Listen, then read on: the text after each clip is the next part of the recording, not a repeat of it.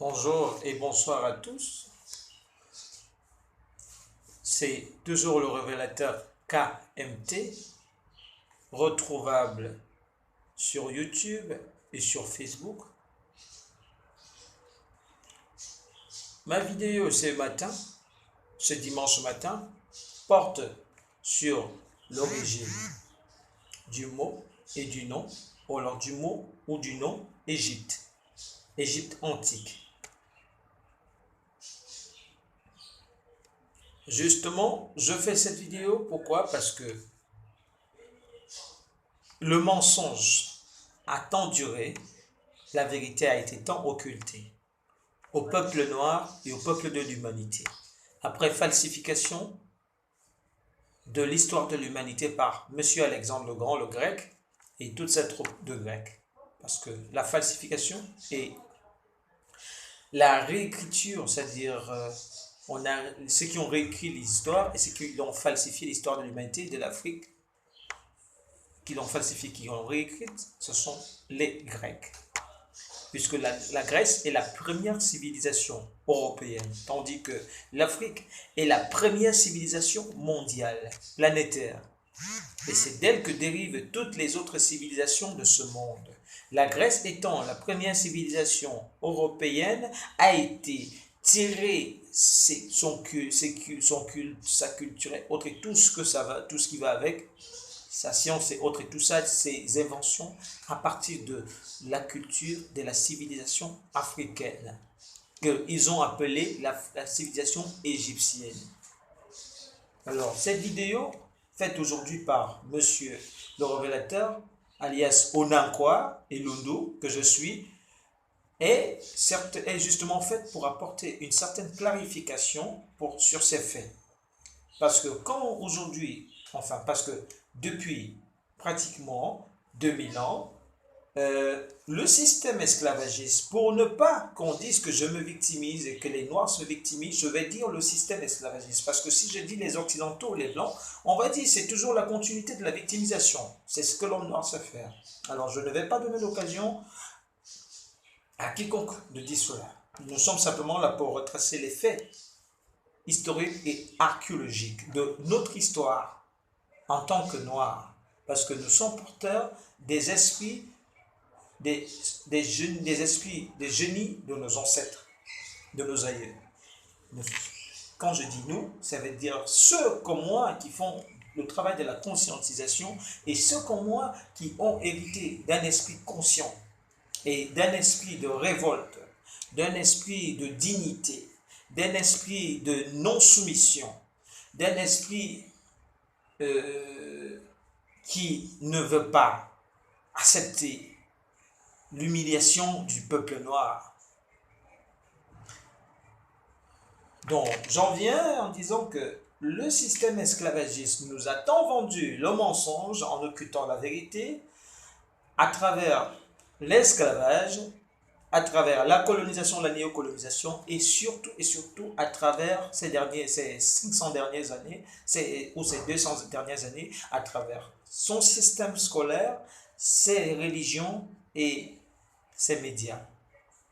Parce que les médias, les religions, le système scolaire sont les outils du système esclavagiste qui ont été mis en place pour maintenir l'humanité, en particulier le peuple noir, dans l'ignorance, l'illusion, le complexe d'infériorité, la soumission jusqu'à l'éternité.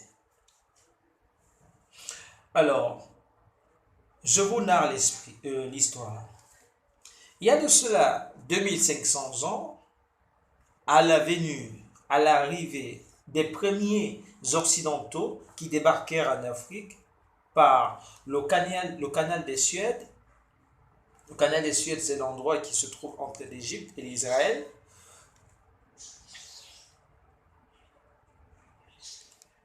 Il y avait dans cette bande les Grecs. Parce que les Grecs sont les premiers usurpateurs, falsificateurs de l'histoire de l'humanité, en particulier de l'Afrique. Donc, c'était la troupe d'Alexandre le Grand et autres. venus en Afrique pour s'initier, pour apprendre beaucoup de choses, pour apprendre la médecine et autres, et tout ça pour s'initier à la spiritualité qu'ils ont taxé plus tard de sorcellerie. Quand ils débarquèrent justement dans ce lieu qu'on appelait le royaume des dieux, qui veut dire Ogoptos, qui est aujourd'hui appelé Égypte, par l'oligarchie, pour tromper la vigilance des gens, comme quoi, pour dire aux gens que l'Égypte, ce n'est que le petit pays qui est là, à côté du Maroc et de la Tunisie. En effet, ce lieu appelé Ogoptos, qui veut dire le royaume des dieux, s'étendait de l'actuelle Égypte, descendant jusqu'au Maroc, descendant le long du fleuve jusqu'au Maroc, jusqu'en Mauritanie, jusqu'aux limites du Sénégal, remontant vers les limites du Mali, vers l'Algérie, le Niger,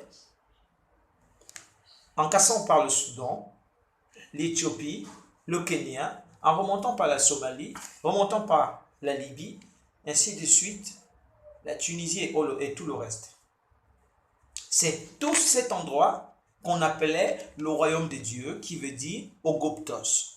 Alors, comment est-ce que ce nom se voit transformé? Ce nom se voit transformé dans l'incapacité des Occidentaux de pouvoir prononcer Ogoptos. Ils ont alors commencé à tergiverser, comme ils en ont eu l'habitude de faire en Afrique, en appelant Ogopt, Ogupta, Égypte et ensuite Égypte. Il y a eu plusieurs troupes en Afrique, plusieurs troupes d'occidentaux, d'esclavagistes. Il y a eu les Grecs, il y a eu les Juifs, les Juifs qui sont accaparés de la somptueuse histoire des Juifs et sont octroyés le nom juif. Il y a eu l'histoire, il y a eu, comment dirais-je, les troupes arabes, et puis il y a eu les troupes européennes. Donc, quand ils sont venus, ne sachant pas appeler Oguptos, autant pour moi, ils se sont mis à tergiverser en appelant Ogupta, Égypte. Les Grecs appelaient Ogupta.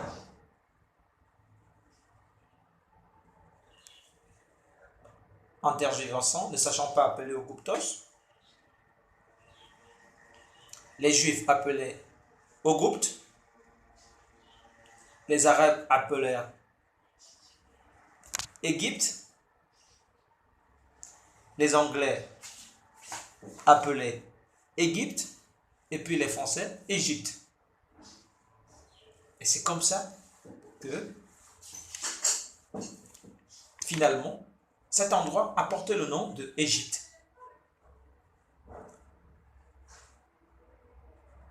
Donc, et comme je redis, je réitère, cet endroit n'est pas l'actuelle Égypte qui abrite les petits Arabes, qui est là, à côté de la Tunisie et du Maroc.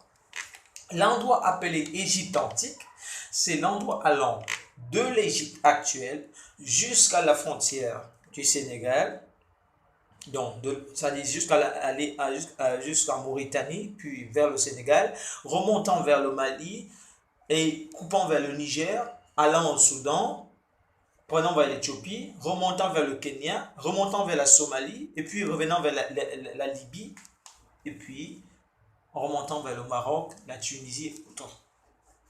C'est ça qui était appelé le royaume des dieux, qui veut dire Ogouptos. C'est ça qui a été transformé par tergiversation des Occidentaux, des esclavagistes, ne sachant pas appeler Ogouptos, ne sachant pas prononcer le mot Ogouptos. Ils ont tergiversé, ils ont nommé Ogoupta, Ogoupt, Égypte et puis Égypte. Et maintenant,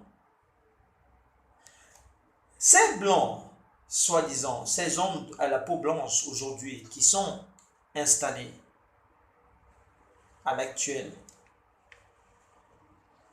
Égypte, à l'actuel Maroc, à l'actuel Libye, Somalie, Mauritanie, sont des Arabes qui ont intégré, qui sont entrés en Afrique par l'invasion du canal des Suèdes. Ils étaient originaires d'où? Ils venaient de l'Asie, enfin du Moyen-Orient.